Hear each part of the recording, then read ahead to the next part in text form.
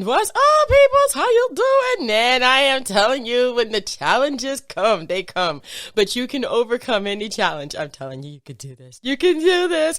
We have an amazing author on the show today. Don't go anywhere. We will be right back.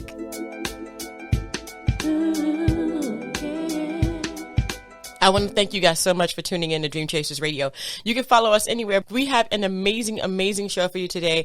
It's all about the king and his descendants. It is amazing.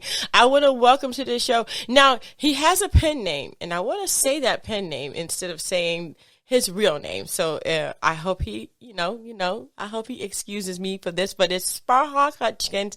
Welcome to the show. Hi. This is David. I appreciate your having me on today. Awesome, David. So David is your real name, but you do have a pen name, and I did say that Sparhawk Hutchins. And man, let me tell you, that's kind of cool. Yep. Tell me how this came about. Well, I learned it's a family descendant. There actually were two Sparhawk Hutchins. Senior and junior, and senior was my great-grandfather's brother, and junior was his son, and he was my grandmother's first cousin. Mm-hmm. And so that's how I always thought the name was cool. It was a cool name, and a lot of the people did. That was my son, my cousins did as well. Mm-hmm. And but in 1924, believe it or not, Sparhawk Hutchins Jr. wrote a genealogy of his family, linking the Hutchins family to King Robert I, the Prince of Scotland, and he published that and sold them to relatives. And the genealogy and so on and so forth. So that's why I used his name as my pen name for the purposes of this book, because I thought it was appropriate, plus it's a cool name. Awesome. It is a cool name. I think it is a really cool name. Wow. So, okay. You wrote a book called And the Hills Replied about your lineage? Well, it started out that way. That was the trigger that got the book going, but it actually turned out to be a story of the King Robert Bruce and his second wife and his daughter, her stepdaughter, and an obscure relative by the name of Thomas Bruce. And I focused on their family struggles after he had seized the throne of Scotland, and then in so doing infuriated her father's best friend, who happened to be the King of England at the time, the notorious Longshanks.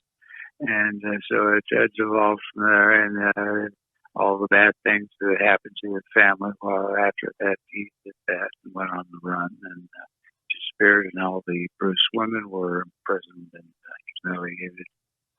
Wow. And for 7 years, and so it's a story about that. And her struggle to, because she was left with this obscure child named Thomas, and she treated her son, but he was with her during almost the entirety of her imprisonment. Wow. So, okay. So that's the root of the story. Wow. So you say it started that way, but you kind of went a different direction. What direction did you go in? Was it all truth, or did you kind of go into like your imagination on this one?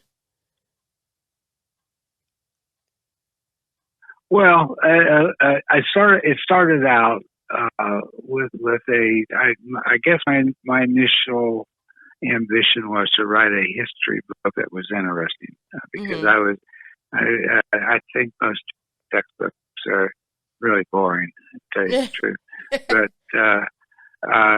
the goal was to set it out as a historical book. But then I started fantasizing in the writing on the second page of the prologue to the book, and I never stopped. So that's I took the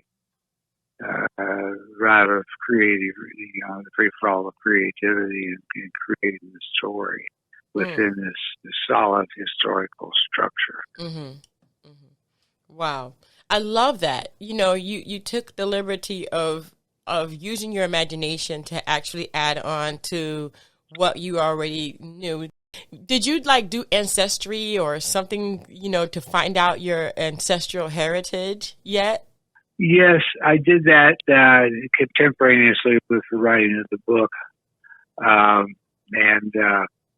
Because I was trying to make a good faith effort to link everybody up together, because in Sparhawk's original 1924 genealogy, there were some gaps in it, which made it, in my opinion, somewhat unreliable, because there were gaps, generational gaps in the line. Right. But being what he had to work with, he did a pretty good job, and so it's fine. It is what it is. Mm-hmm. So I went back and tried to trace a lot of the stuff that he had omitted, or not omitted, but it just wasn't available. The information wasn't available to him, I guess.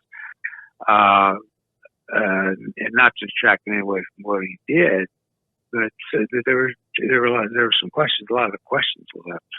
Right. So I went back to that extent, trying to link everything up. Wow. But there's also a dispute within the family that they break in that line that occurred in the 17th century, I believe. So there are some issues in the whole concept of I didn't really ended up not trying to use the book to establish my own link to the king, but it was more to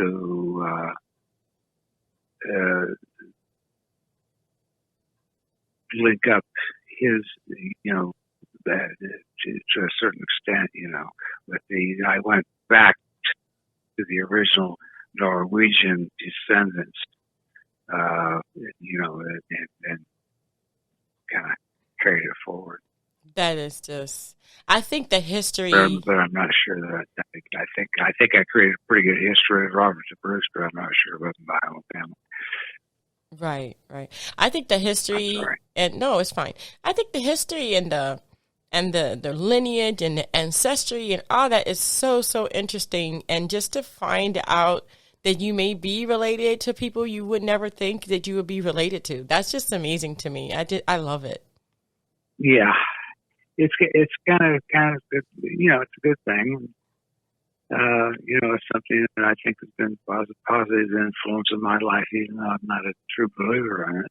But I think my mother certainly was. But I had my doubts, and I still do. So I really didn't solve anything, because the problem was that just right out of the gate back in the 1300s, you got this character who appears as a family member, but nobody knows who he is.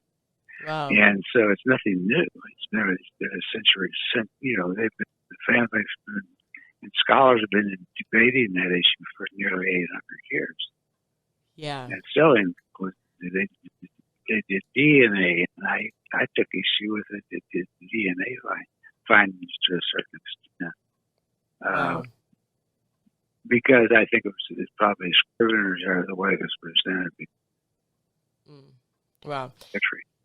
But anyway, yeah, I get you. It's never been a huge deal to me, but it was certainly fun to write about it and get into it, because I definitely got into it. Fine. I just wanted to encourage everybody to pursue their genealogical interest. I mean, there's a lot available now. Mm-hmm. There's DNA evidence. There's a lot of new technology that people are, they're digging up people in Egypt all the time. And everything's kind of, it's a rich, fertile ground for people to explore. Mm-hmm. Yeah, well, I'm glad you're able. We're all able to do that now. Because, is this something that you just did recently, or is it been passed up through generations past? No, actually, Actually, right before the pandemic, I did the Ancestry package. It was very interesting. Oh, okay. Very interesting. Oh, yeah. All right. Well, I haven't done that. Yet. My wife keeps saying I should do that. You should do it. Oh, my gosh. Get around to it. You got to do it. You got to do it. I think yeah. I think you would. Good idea. I think it would be a great idea. I think you should do it. You bet. I will. All right. And thank you very much for having me on. No problem. No problem. Enjoyable. Where can people find you? Do you have like an Instagram and a Twitter and all that cool stuff? Yeah, I have it both under my real name, David Casterline. I have a website, Sparhawk Hutchins, the name spelled out, my pen name spelled out, .com. And the Hills Replied, the book title, has a Facebook page, and so it's out there. And if you just type in the title, you'll get all of this stuff, including references to the real Sparhawks. Awesome. Well, we're going to go ahead and put all that information in the description box below so that people can actually find you, and it'll be easy. And I want to thank you again so very much for being on the show, David. It has been such a pleasure, and thank you for your patience. You bet. I really appreciate it. No problem. Thank you. Thank you. And thank you guys so much for tuning in. And don't forget to dare to be different.